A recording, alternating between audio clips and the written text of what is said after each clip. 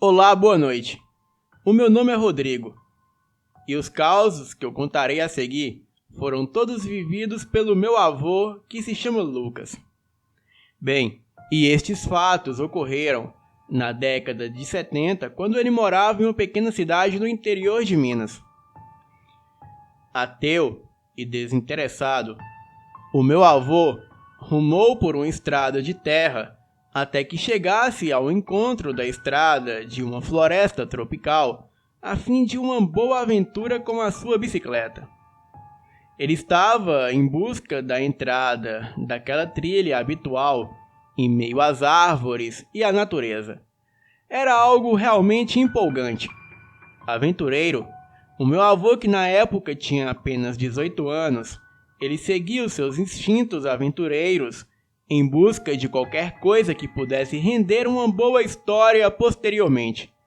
Como uma vez que ele encontrou uma cascavel bem grande, a matou e ainda a levou para casa para ilustrar a sua narrativa. E teve outra vez que ele encontrou o próprio corpo seco em uma clareira afastada no fim da mata. Bem, de fato, a floresta que cercava a velha cidade do interior de Minas não era um lugar muito agradável para os crentes. Afinal, dali nasceram histórias incrivelmente fantásticas sobre o corpo seco, Saci Pererê, fantasmas, mula sem cabeça, boitatá, espíritos e outros seres. E algumas dessas histórias ganharam vida da boca do meu avô. Afinal, ele era um dos poucos que se atrevia a adentrar nesse lugar escuro e úmido. Naquele dia, o meu avô estava decidido a vasculhar cada canto da floresta em busca de uma boa história. E foi exatamente o que ele fez. Colocou os pneus da bicicleta para derrapar no barro daquela trilha e começou a sua aventura.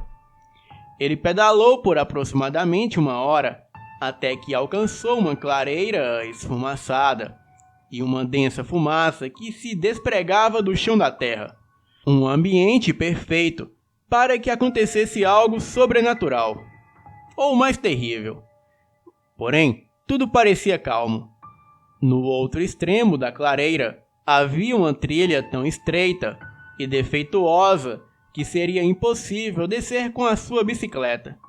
Aquele lugar era novidade, mas antes em suas aventuras ele nunca havia chegado ali. Então, o meu avô desceu da sua bicicleta, a colocou entre alguns arbustos, mesmo sabendo que não havia perigo de ser roubada, pois ninguém estava por ali. Então, ele escondeu a bicicleta. Ligou a filmadora do seu pai, uma JVC, que ele costumava levar para filmar as suas aventuras.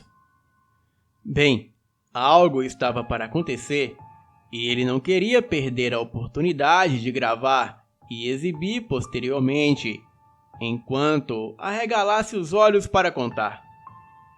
E enquanto seu tênis derrapava na descida íngreme da trilha, ele tentava se equilibrar com a câmera a pilhas em uma das mãos e a outra segurando nos galhos e troncos. Parecia que aquilo não teria fim. Aquela ladeira era muito estreita e barrenta. Enfim, ele conseguiu alcançar um solo reto, iniciando uma caminhada mais tranquila.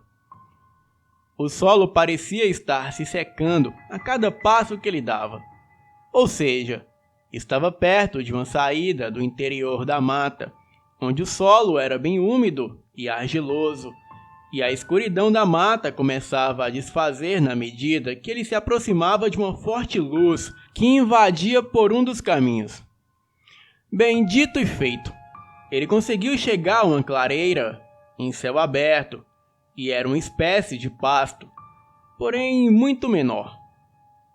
Deveria haver alguns quilômetros de extensão, e a luz solar entrava direto naquele buraco oval bem no meio da floresta. Era estranho que não havia nenhum bicho por perto, e nem mesmo um gato selvagem ou raposa, nem mesmo borboletas voavam por ali. Era como se aquela clareira, como uma imensa claraboia no centro da mata, fosse evitada, pois nem mesmo os pássaros voavam ali. E o meu avô registrou esse fenômeno. Ele colocou o pé para dentro daquela área reservada e começou a caminhar para a única coisa estranha que se postava bem no centro do círculo de luz. Era algo bem estranho que extremamente lembrava um túmulo, ora uma caixa e uma enorme cruz de madeira mal feita que ficava ao lado. Ele caminhou por entre as ervas daninhas que nasciam rente ao solo, até chegar perto daquela espécie de caixa que ficava bem no centro daquela planície estranha. Ele arrumou a câmera para não deixar escapar nenhum detalhe. Bateu 3 vezes contra a caixa e constatou que ela era completamente oca. Bem, ele pensava que segredo que aquela caixa guardava. Afinal, uma espécie de túmulo no meio de uma clareira totalmente sem vida, com uma cruz mal feita, provavelmente deveria significar algo. E não era algo bom pelo que ele sentia. Mas isso ele logo iria descobrir.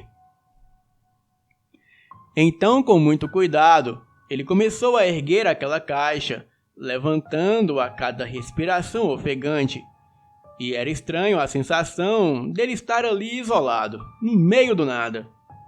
Talvez estivesse um pouco impressionado com a energia estranha que aquele lugar proporcionava, e parecia que a cada rumo que ele olhava, havia alguém sondando seus passos entre as árvores imergidas na escuridão da floresta. Então, de uma única vez, ele tirou a caixa e a jogou longe. Pois no mesmo instante que o fizera, uma tempestade de moscas nojentas se despregava de uma carcaça humana em decomposição e parecia que era uma criança morta. Enquanto as moscas sobrevoavam em todas as direções, ele tapava o nariz para evitar aquele cheiro horrível. A sua mão tremia segurando a câmera, enquanto tentava afastar as moscas, e foi quando notou que no peito daquele corpo, em estado de decomposição, havia um grande medalhão. Ele deixou de filmar para tapar a boca e o nariz para chegar mais perto do corpo e retirar aquele medalhão em forma de um coração metálico e abri-lo para descobrir o que havia dentro. E quando o retirou, um buraco bem no meio do corpo daquele garoto foi descoberto, e aquilo foi algo muito assustador. Enormes formigas começaram a se movimentar, mesclando um borrão preto em movimento dentro do seu corpo. E ao abrir o coração de metal, ele descobriu algo que fez os seus cabelos ficarem em pé. E embora ele fosse ateu, aquela imagem mexeu com ele de alguma forma, pois era a foto de uma santa. Talvez a Virgem Maria, ou algum tipo de outro santo, ele não sabia diferenciar. Na sua cabeça, ele logo lembrou de uma história ouvida quando era criança, do tal negrinho do pastoreiro, mas jamais acreditou na veracidade de algo tão horrível como aquele ter acontecido. E enfim, ele conseguiu ver os seus joelhos quererem se dobrar diante do medo, e o céu começou a ficar turvo, e as nuvens se juntaram num cinzento ameaçador, deixando a clareira escura e os arredores da floresta mais escuro ainda. As trevas sondavam entre as árvores. Uma ventania dobravam as ervas daninhas, criando uma força estranha, enquanto os cabelos do meu avô esvoaçavam. O que estava acontecendo era extremamente macabro. Era como se ele estivesse em um filme de terror, em uma das piores cenas, ou pior, em uma das cenas que antecedem uma morte. E foi quando o pior aconteceu. Ele ouviu barulhos de cascos, O meu avô já estava aterrorizado e os barulhos de cascos representavam algo muito grande. Era como se estivesse diante de uma corrida com centenas de cavalos, mas não havia nada ali, nada e ninguém. Ele levantou-se num pulo e começou a correr, a rumar para dentro da floresta. Ele abandonou tudo aquilo e voltou para algum lugar seguro, para fora daquela floresta. Mas quando já estava no meio do caminho daquela clareira, foi quando ele sentiu algo bater contra o seu peito. Ele apenas sentiu, não viu nada. Ele olhou para onde ele foi atingido e notou que uma flecha atravessara o seu braço. A sua respiração ficou ofegante e logo se transformou em súplicas e choro desolado. E quando ele tentava arrancar aquela flecha que atravessara o seu braço, sangue jorrava para todos os lados. Não demorou muito, até ele sentiu uma patada, como se ele levasse coice por todo o corpo. Até que um daqueles coices foi tão forte que o jogou novamente para o meio daquele cenário macabro.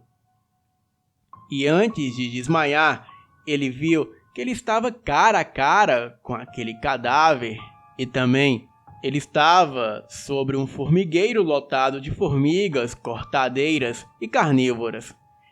Ele ali caído, abriu os olhos meio atordoado e logo viu a uns 20 metros um garoto sobre um cavalo chegando para perto.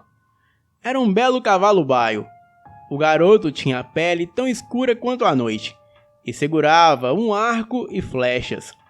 Ele apenas ficou ali observando a cena e não fez nada. Não disse nada. E foi a última coisa que o meu avô viu antes de desmaiar.